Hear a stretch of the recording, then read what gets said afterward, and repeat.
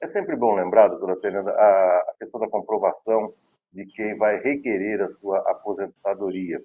E eu gostaria, antes de mais nada, que a senhora esclarecesse como que se dá hoje o pedido de aposentadoria, uma vez que nós tivemos mudança na lei previdenciária.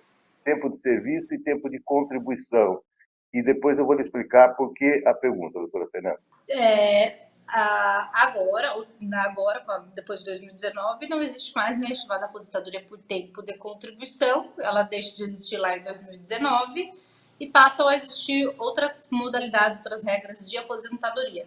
Antigamente, mas isso é coisa de muitos anos atrás, existia, primeiramente, era chamada aposentadoria por tempo de serviço, que depois ela foi transformada e mudou a que as pessoas conhecem para aposentadoria por tempo de contribuição, que é essa que eu falei, que existiu até 2019, e depois de 2019 deixa de existir e passam a valer outras regras de aposentadoria, que são as chamadas regras de transição. As 5 regras que nós já conversamos sobre isso algumas vezes.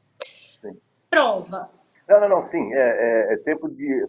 Mas, assim, tecnicamente, tempo de serviço e tempo de contribuição muda apenas o nome, mas o objetivo é o mesmo? É o mesmo objetivo. Tá. É que o tempo de serviço ele era considerado mais para algumas atividades em que não precisam da contribuição, só tinha, por exemplo, a comprovação do tempo. Já o tempo de contribuição voltado mais para a contribuição, mas tirando a diferenciação do nome, e que isso faz muito tempo já que houve essa mudança, aquilo que legalmente as pessoas conhecem, se fala tempo de serviço ou tempo de contribuição, elas estão falando do mesmo benefício. Tá, ok. Bom, dentro disso aí, doutora Fernanda, eu me lembro, uma das primeiras aulas que eu tive de Direito Processo Civil, um juiz, inclusive, que dava aula naquela época, ele falava muito de pretensão resistida, né? Direito nada mais é que intervir diante de pretensões resistidas.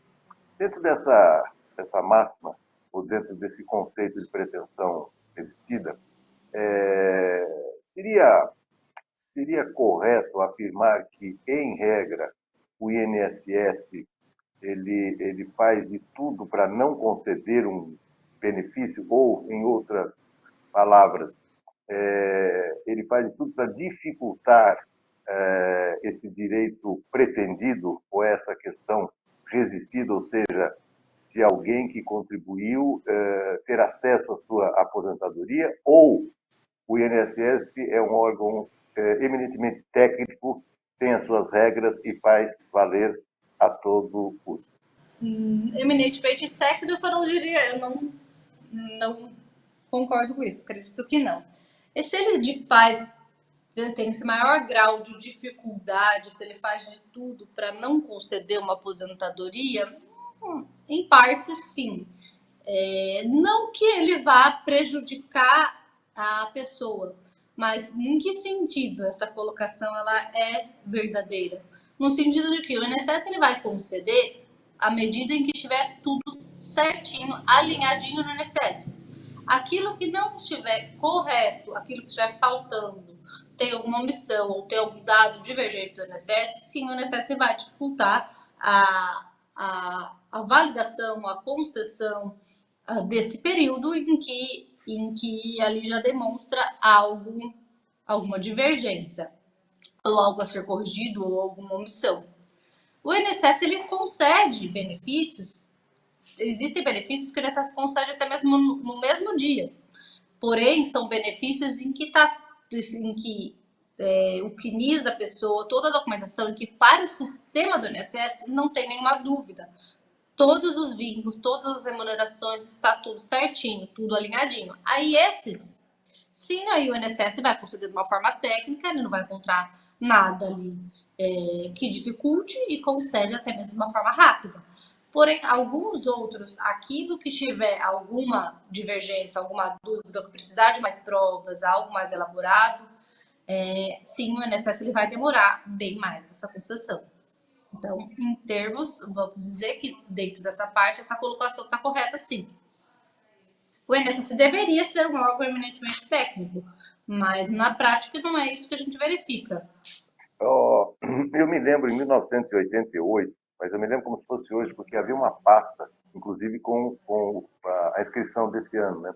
Em 1988 é que eu comecei a ter acesso à informatização de dados da empresa que eu dirigia.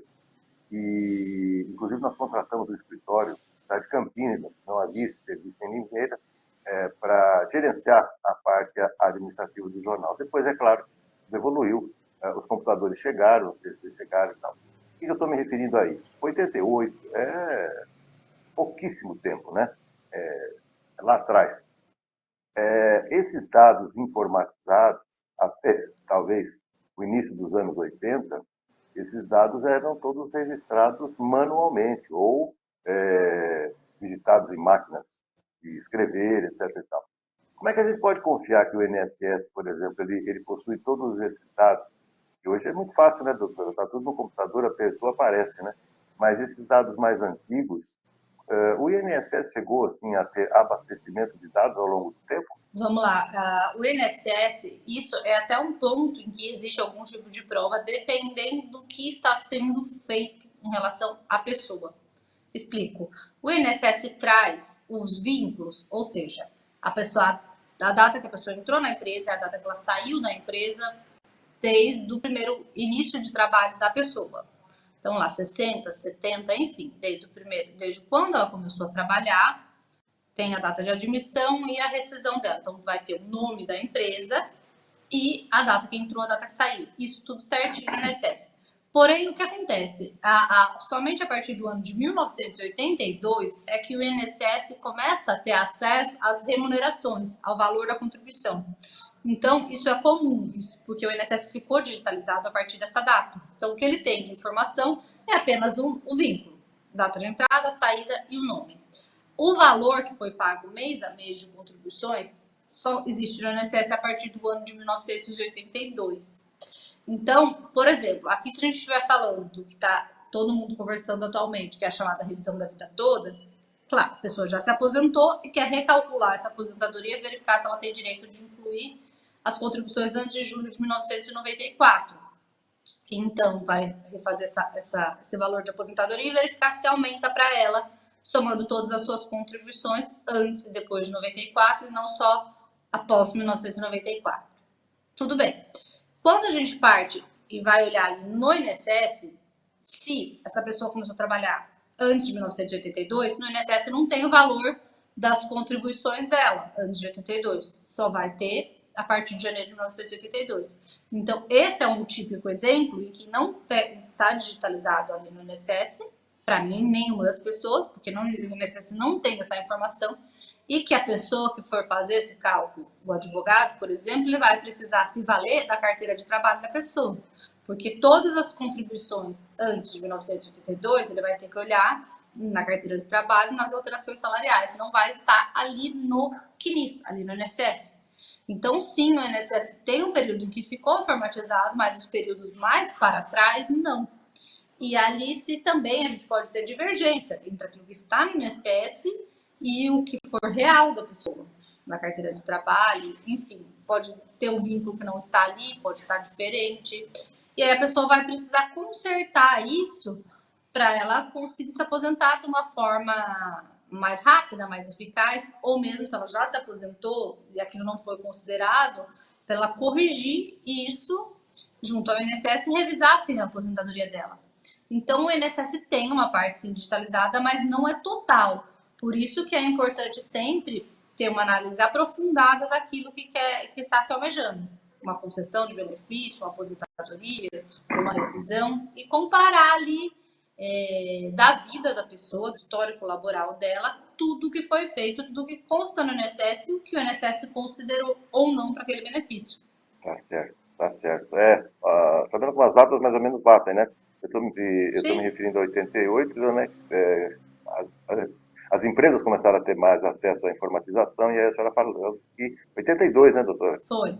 A partir de 1982, para todo mundo, consta assim, todas as pessoas têm, a partir de 1982, em seu CNIS, no seu Cadastro Nacional de Informações Sociais, todas as remunerações. Antes disso, não.